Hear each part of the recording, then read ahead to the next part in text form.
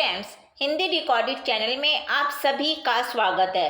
दोस्तों, जब व्यक्ति स्वयं अपनी कथा अपनी शैली में लिखता है तो उसे आत्मकथा कहते हैं। उसमें लेखक अपने बचपन से लेकर उस विशिष्ट बिंदु तक का जीवन जो उसने सोचा है उसे वह अपनी आत्मकथा में लिखता है और उसी कालखंड का विस्तृत जीवन ब्यौरा प्रस्तुत करता है। यानी कि लेखक अपने व्यक्तिगत जीवन को निसंकोच विश्लेषित और विवेचित करता है। अपने भावों और अपनी अनुभूतियों को, जीवन में घटित घटना प्रसंगों आदि को अपनी आत्मकथा में वह प्रस्तुत करता है।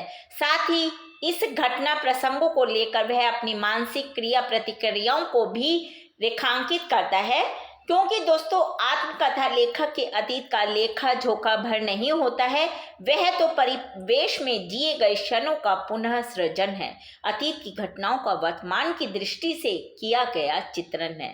दोस्तों, ये जो आत्मकथा है यह मूलतः अंग्रेजी शब्द ऑटोबायोग्राफी पर बना हुआ शब्द है। ऑटोबायोग्राफी के लिए हिंदी में अनेक शब्द प्रचलित हैं, जैसे आत्मकथा, आत्मवृत्त, आत्मगाथा, आत्मचरित, आत्मचरित्र, आत्मजीवनी, आत्मवृतांत, आत्मचरित जीवन, आत्मकहानी, आप बीती, मेरी कहानी, अपनी खबर, जीवन कहानी आदि। तो दोस्तों, अब तो आप समझ ही गए होंगे अब तक तो कि आज के अध्याय में हम आत्मकथा विधा के संक्षिप्त परिचय पर चर्चा करेंगे। इसके अंतर्गत हम इसकी परिभाषा, आत्मकथा में बाधक तत्व और आत्मकथा का वर्गीकरण, कितने तरह की आत्मकथाएं होती हैं, इन सब पर विस्तार पूर्वक चर्चा करेंगे। तो चलिए दोस्तों, शुरू करते हैं अपना आज का अध्याय। दोस्तों, जीवनी की भांति आत्मकथा का प्रारंभ भी जीवन की घटनाओं के प्रस्तुतिकरण के रूप में ही हुआ और इसमें लेखक केवल घटनाओं के क्रमिक वर्णन पर ही बल देता है।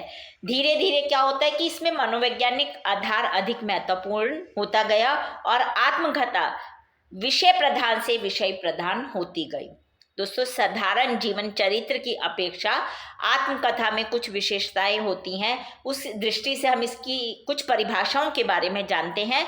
डॉक्टर गोविंद त्रिगुणायत के अनुसार आत्मकथा लेखक के जीवन की दुर्बलताओं, सबलताओं आदि का वह संतुलित और व्यवस्थित चित्रण है जो उसके संपूर्ण व्यक्तित्व के निष्पक्ष उद्घाटन में समर्थ होता है। यानी कि हम उस व्यक्ति के बारे में सच्चाई से हर बात, उस व्यक्ति की अतीत की जो भी उसकी बातें होती हैं सब वह हम सच्चाई से जान सके। लॉन्गफेलो के अनुसार आत्मकथा भोगा हुआ अनुभव है, यानी कि जो वो भोगता है, जो उसके साथ व्यतीत होता है लिखने वाले के साथ, वह सब वह अपनी आत्मकथा में लिखता है। स्टीवेंसन के अनुसार आत्मकथा में लेखक के जीवन का क्रमबद्ध वर्णन रहता है, उसके शुरू से लेकर बात तक की सारी घटनाएं उसमें होती हैं, जिसमें अंतरावलोकन पर अधिक बल दिया जाता है। लेखक अपने जीवन का जो व्यक्तिक अध्ययन प्रस्तुत करता है उसका अपना आकर्षण और महत्व होता है। हम जब किसी की आत्मकथा पढ़ते हैं तो हम समझ जाते हैं कि इस व्यक्ति ने क्या क्या भोगा है, इसके साथ अतीत में क्या हुआ था, उन सब बातों की जानकारी हमें उसकी आत्मकथा से ही मिलती है। तो हम इन परिभाषाओं के आधार पर यह कह सकते हैं कि आत्मकथा साहित्य की एक सरस संस्मरणात्मक विधा है और इसमें लेखक स्वयं जीवन और अपने कार्यों को इस प्रकार प्रस्तुत करता है कि पढ़ने वाले को उससे उसके व्यक्तित्व एवं उस समय के युग की स्पष्ट झलक मिल जाती है। साथ ही साथ इसमें लेखक जो होता है वह स्वयं ही चरित्र नायक होता है। इसका मूल तत्व यथार्थ है। जिस आत्मकथा में यथार्थ की कमी होती है वह सफल आत्मकथा कभी भी नहीं बन सकती। यानी कि जितना यथार्थ सच्चाई लिखेगा लेखक उतनी ही वह आत्मकथा सफल होगी। वास्तव में आत्मकथा में लेखक अपने जीवन पर जो प्रकाश डालता है वह अप्रत्यक्ष रूप से उसके समसामयिक जीवन से संबद्ध रहता है। दोस्तों, युग विशेष की मानसिक संरचना का उसके जीवन के माध्यम से पाठकों को बोध हो जाता है। आत्मकथा लेखक अपने युग का कोई महापुरुष भी हो सकता है और उसमें लेखक के व्यक्तिगत जीवन की प्रधानता रहती है, यानी कि वो अपने जीवन के बारे में लिखता है, पर्सनल जीवन के बारे में। उसमें जो अन्य विषय आते हैं वो जो भी होते हैं वो उसी के जीवन से संबंधित होते हैं और प्रायः उसे ही आलोकित करते हैं, उसी के जीवन पर प्रकाश डालते हैं। आप जानते हैं दोस्तों, आत्मकथा में लिखते वक्त कौन कौन से बाधक तत्व आते हैं। बहुत सी बाधाएं आती हैं, क्योंकि लेखक सबसे पहले है कि जो लिखने वाला होता है उसके अंदर एक आत्म संकोच आ जाता है। कभी कभी वो आत्मश्लाघा की प्रवृत्ति का भी शिकार हो जाता है। यद्यपि सत्य के आदर्श से दोनों ही प्रवृत्तियां निंदनीय हैं, मतलब क्यों हमें संकोच करना जब हमें अपना सत्य लोगों के आगे उजागर करना है, लेकिन अनावश्यक आत्मविस्तार कुछ अधिक ही अवांछनीय है। शील संकोच के कारण पाठक को सत्य और उसके अनुकरण के लाभ से वंचित रखना भी अवांछनीय है। जब आप लिख ही रहे हैं तो आप अपने बारे में सब सच ही लिखिए, तभी तो वो एक अच्छी आत्मकथा है। आत्मकथा के संबंध में अब्राहम कार्डली के शब्द उल्लेखनीय हैं। क्या है? किसी आदमी को अपने बारे में खुद लिखना मुश्किल भी है और दिलचस्प भी। अपने आप को लोगों के सामने, अपने कुछ ऐसे अतीत को लोगों के सामने उजागर करना जो आज तक आपने किसी को नहीं बताए, आसान नहीं है, लेकिन साथ ही साथ वो दिलचस्प भी है, क्योंकि अपनी बुराई या निंदा लिखना हम नहीं लिख पाएंगे, हमें दिक्कत होगी, लेकिन लिखना है। और अगर हम अपनी तारीफ करते हैं तो पाठकों को से बुरा लगेगा कि ये तो अपनी ही तारीफ अपने आप ही करे जा रहा है। चलिए दोस्तों, बाधाएं जान ली, अब हम इसका वर्गीकरण करते हैं। आधुनिक युग में हिंदी साहित्य में लिखे गए आत्मकथा साहित्य को कई वर्गों में बांटा जा सकता है। पहला है धार्मिक प्रवृत्ति प्रधान आत्मकथा, यानी कि दोस्तों कई लोग हमारे समाज में ऐसे हैं जो पहले बुरे स्वभाव के थे। वाल्मीकि का उदाहरण देख लीजिएगा, उंगली मार डाकू का देख लीजिएगा, इस तरह से, और वो बाद में फिर अच्छे इंसान, उच्च कोटि के धार्मिक व्यक्ति बन गए। तो उनकी जो आत्मकथाएं होती हैं वो आत्मनिवेदन के रूप में मिलती हैं, और इसमें कुछ उल्लेखनीय आत्मकथाएं हैं। वियोगी हरिकृत, मेरा जीवन प्रवाह, स्वामी दयाल सन्यासी की प्रवासी की आत्मकथा, और हरिभाऊ उपाध्याय की साधना के पथ पर। अब हम जानते हैं दूसरा, राजनीतिक प्रवृत्ति प्रधान आत्मकथा।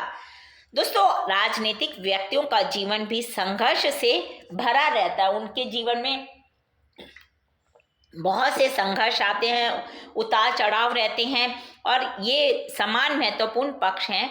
भाग्य से वे जीवन के किस पक्ष की ओर झुक जाए, ऐसा कहना कठिन है। इन लोगों की जो आत्मकथाएं होती हैं वो उनके सौंदर्य, भाग्य के इसी उत्थान और पतन की कहानी को सच्चाई से व्यक्त करने में ही होती हैं। लिखना, राजनेताओं की आत्मकथाएं इसी कोटि के अंतर्गत आते हैं। राजनेताओं की जितनी भी आत्मकथाएं हैं वो इसी कोटि के अंतर्गत आती हैं, जैसे महात्मा गांधी की आत्मकथा, पंडित जवाहरलाल नेहरू की मेरी कहानी, और डॉक्टर राजेंद्र प्रसाद की मेरी आत्मकथाएं। तो दोस्तों अगला है कलाकार के जीवन की आत्मकथाएं। कलाकार के आत्मकथात्मक विवरणों में भी एक विचित्र कथा हमें पढ़ने को मिलती है। उसमें हम एक अलग सी सुरभि, अलग सा आकर्षण पाते हैं।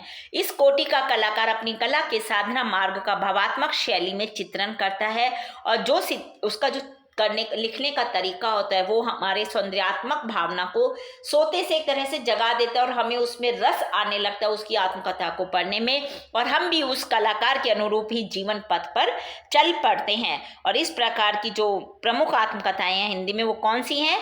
देवेंद्र सत्यार्थीकृत चांद सूरज के बीरन, बाबू गुलाब राय की मेरी असफलताएं, और श्याम सुंदर दास की मेरी आत्मकहानी। इसके अतिरिक्त दोस्तों सिया रामशरण गुप्त के झूठा सच, बाल्य स्मृति आदि कुछ लेख इसी कोटि के हैं। महादेवी की अतीत के चलचित्र व स्मृति की रेखाएं नामक कृतियां आत्मकथा और निबंध दोनों के बीच की विधाएं हैं। इसमें घटना का अंश थोड़ा और केवल इतना है जो कि घटनाएं वर्णित हैं, उसमें वह महादेवी के करुणाई नेत्रों, उन्होंने उनके करुणा भरी आंखों ने जो देखा वो उन्होंने इसमें उकेरा। डॉक्टर भोला नाथ तिवारी की पर हार नहीं मानी जो आत्मकथा है वो, उसमें उनके संघर्षशील जीवन की प्रेरक कहानी पढ़ने को मिलती है, जिसमें जीवन के उतार चढ़ाव का सहज और जीवंत रूप का प्रस्तुतिकरण लेखक ने किया है। दोस्तों वैसे हिंदी में आत्मकथात्मक साहित्य बहुत कम लिखा गया, लेकिन इसकी संभावनाएं अपार हैं, यानी कि आगे भी बहुत सी आत्मकथाएं लिखी जा सकती हैं। तो दोस्तों ये हमने आज के अध्याय में आत्मकथा विधा के संक्षिप्त परिचय पे चर्चा की। हिंदी भाषा के और भी प्रमुख विषयों पर हम आगे के अध्याय में समय समय पर इसी प्रकार चर्चा करते रहेंगे, पर उसको सुनने के लिए आपको मेरे इस चैनल को लाइक और सब्सक्राइब करना होगा। साथ ही साथ दोस्तों हिंदी भाषा से संबंधित कोई भी प्रश्न आप कमेंट बॉक्स में मुझसे पूछ सकते हैं, मैं शीघ्र ही उसका उत्तर देने की कोशिश करूंगी। धन्यवाद दोस्तों, आपका दिन शुभ हो।